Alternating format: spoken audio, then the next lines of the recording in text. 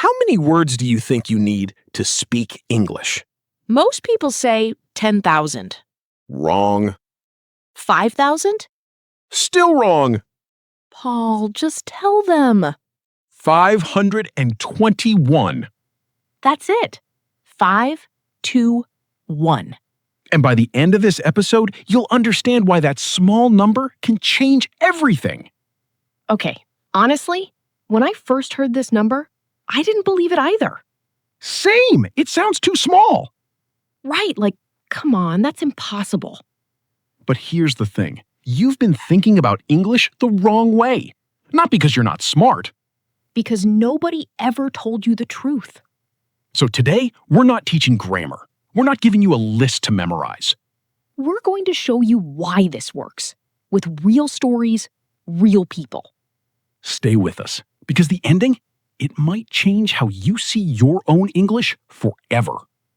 Okay, Paul, quick question. Go. How many words did you actually use yesterday? I don't know. Not many, actually.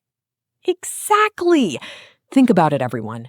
Not how many words you know, how many you used. And honestly, it's a small number for everyone, even native speakers. Because English isn't a dictionary. Right. In a dictionary, every word looks equal. Apple. Astonishment. Same size, same importance. But real life doesn't work like that. In real conversations, a small group of words comes back again and again and again.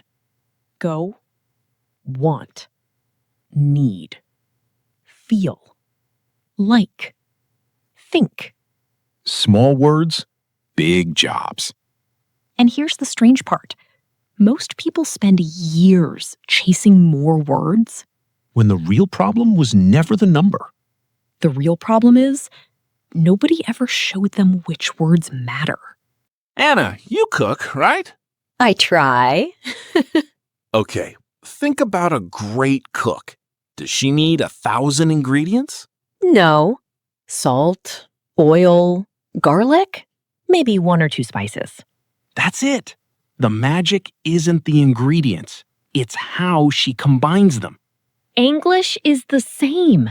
Your 521 words, those are your ingredients. And the more you mix them, the more you can say. Let's prove it. One word. Watch this.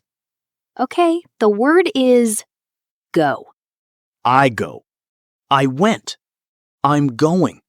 I'll go. I want to go. I have to go. One tiny word, 6 different meanings. Repeat with me. I go. I want to go. I have to go. See?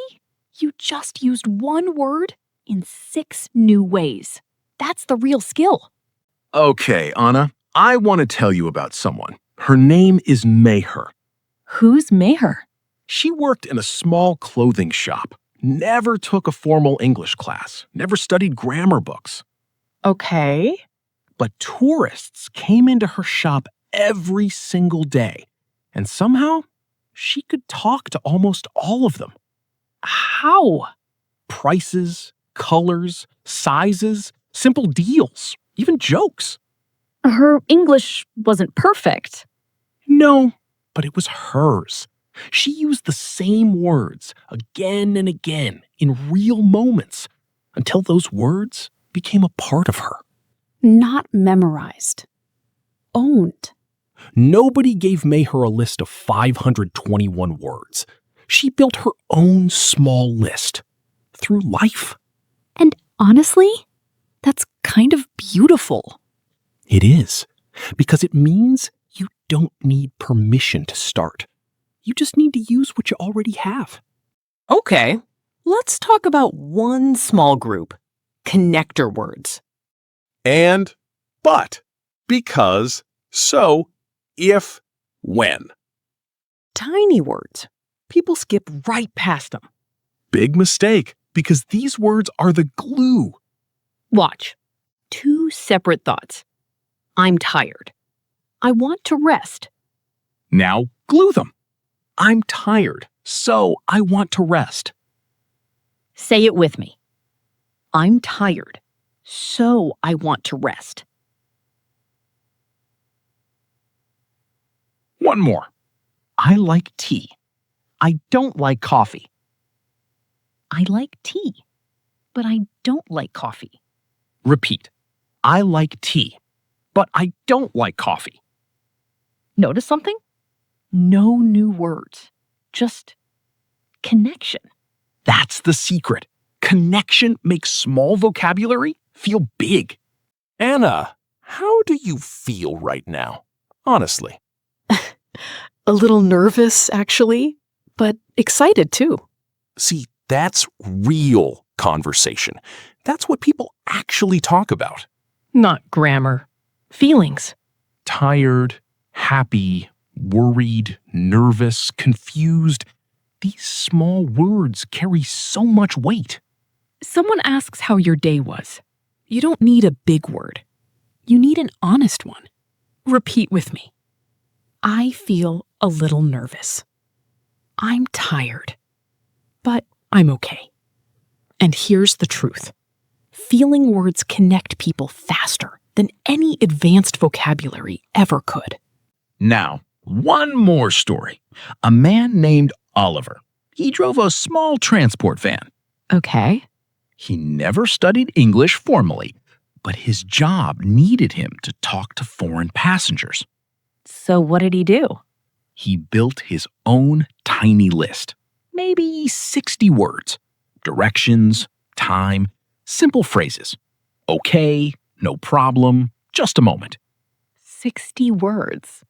And he used them thousands of times, over years. And after all that? His English sounded more natural than some students who studied for years, but barely spoke. Wow, so repetition beat memorization.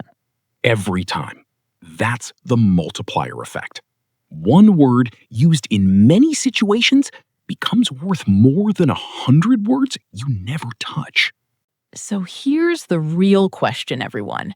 Stop asking, how many words do I know? Start asking, how many words can I actually use right now in a real conversation? That second number, that's the one that matters. And here's good news. That number grows fast because you're not starting from zero. You already have the words. You just need to use them more. 500 words used with confidence will always beat 5,000 words sitting quietly in a notebook. Okay, before we go, I want you to do one small thing. Right now. Think of 3 words you already know. Any 3. Simple is fine. Now, make one sentence with each. Say it out loud, even if you're alone. Don't make it perfect. Just make it real. Because every time you speak, even one small sentence, you're proving something to yourself. Your words were never useless. They were just waiting. So remember this number. 521. Not as a rule. As a reminder. You don't need thousands of words to start. You need to own the ones you already have. Comment below. Write 3 words you're going to use today. We'll read them. And if this helped you feel a little more confident today, subscribe. Come back tomorrow. We'll keep building this with you. One word at a time. See you next time. Bye, everyone.